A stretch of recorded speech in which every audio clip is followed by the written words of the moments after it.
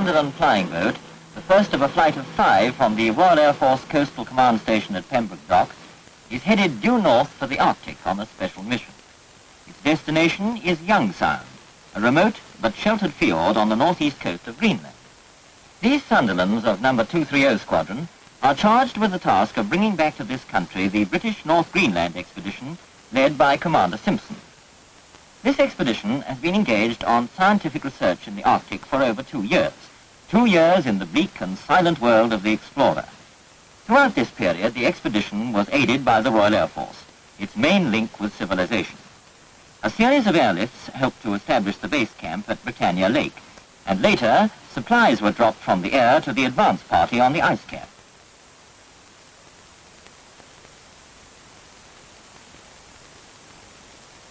Back again at Young Sound, the Royal Air Force men who were to fly the expedition home set about making their base fully operational, so that food and essential gear and materials could be offloaded without delay. Jetties out in the Sound were first made ready.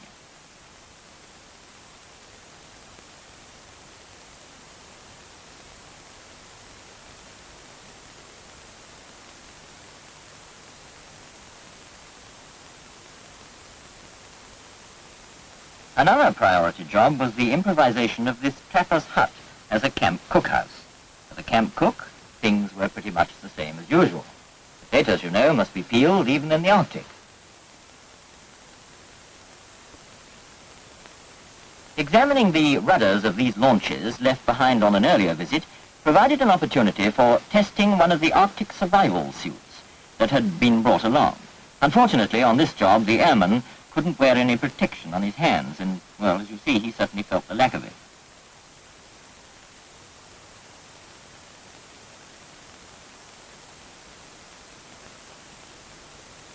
As work progressed on the ground, the Sunderland pilots made short local flights so as to become fully acquainted with the area. Work went ahead steadily, and before long, the base was ready. Squadron Leader Bennett, who was in charge of the operation, briefed the air crews who were to pick up the explorers and their equipment, and the flying boats were airborne once more.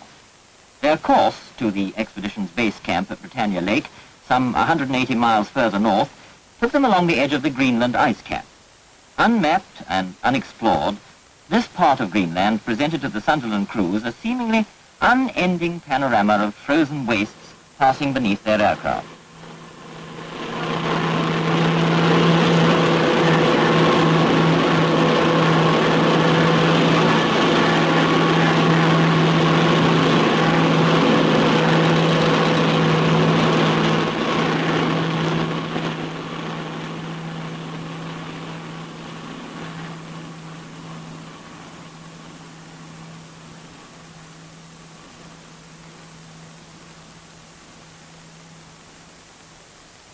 At Britannia Lake, the crews went ashore where they were greeted by Commander Simpson and members of the expedition. Simpson and his men, in the course of their 2 years' work, had trekked hundreds of miles by sledge and dog team, gathering scientific information about northern Greenland.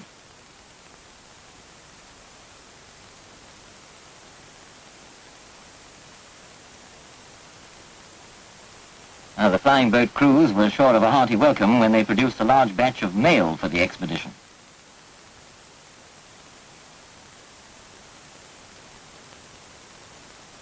These husky dogs had been with the expedition throughout their stay. Now they faced another long journey.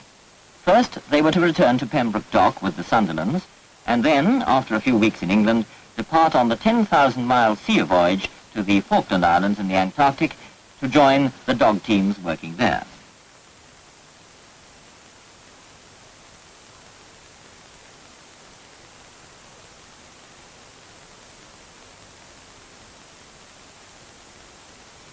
Lieutenant Commander Brett Knowles, the expedition's radio expert, quickly dismantled the communications equipment.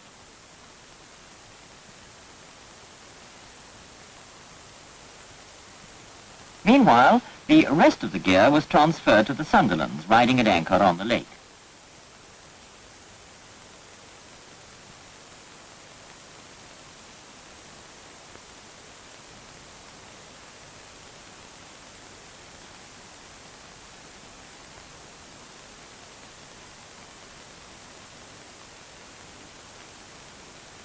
At last, they were able to take off, and as the roar of the powerful radial engines echoed through the surrounding hills, the tenancy of the British North Greenland expedition at Britannia Lake came to an end. For the last time, these Royal Air Force flying boats passed over the forbidding ice cap to find at Young Sound an even greater menace developing. Dangerous mist and drifting ice floes had made an unexpectedly early appearance in the Sound. The Sunderlands managed to alight safely through the mist, but it was clear that they would have to evacuate Young Sound without delay.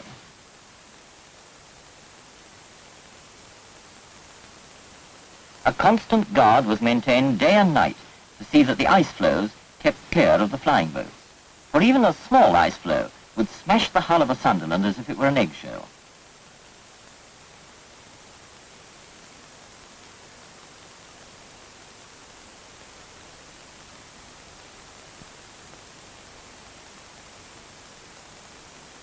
On shore, radio messages were flashed to home stations to warn them that the aircraft would be leaving Young Sound ahead of schedule.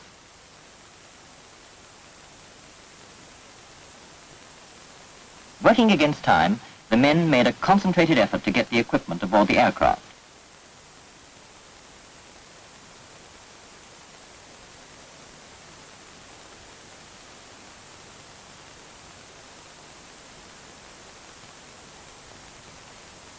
Before it was loaded, each item had to be individually weighed.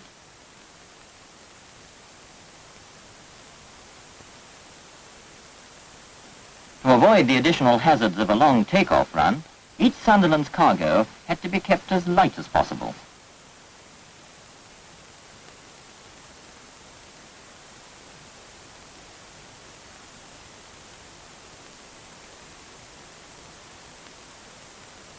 Everybody lent a hand, and the work of ferrying everything out by pontoons went on throughout the night.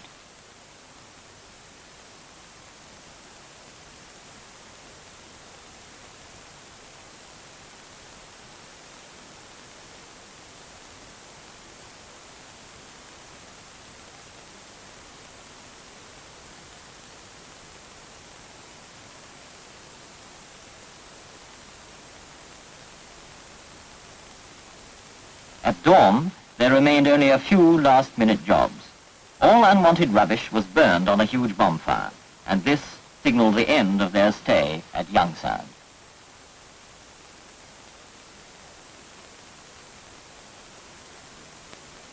Out on the Sunderlands, refueling was completed, and the navigators plotted their course home.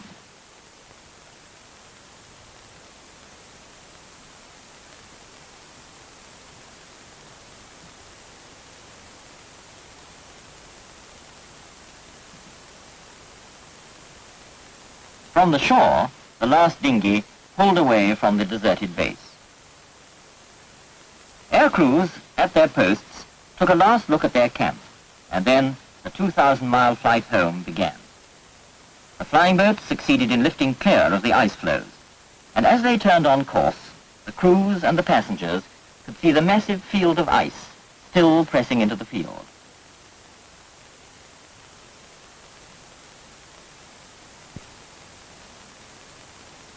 Safely airborne, they made for their first stopping place, Reykjavik in Iceland, and after refueling there, they set course for the last lap of their homeward journey.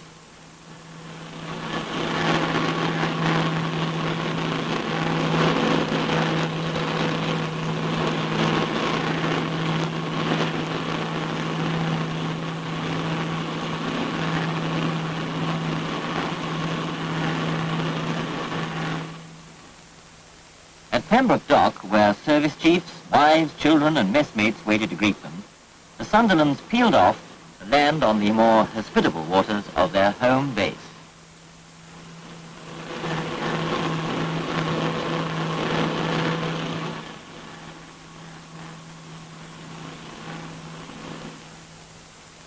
There were cheers for all those concerned with the venture, and Commander Simpson was taken ashore to be congratulated by his Admiral and the Chief of Coastal Command on the success of his expedition. A success shared by the men of the expedition and the Royal Air Force men who'd operated the airlift to that remote and hazardous region.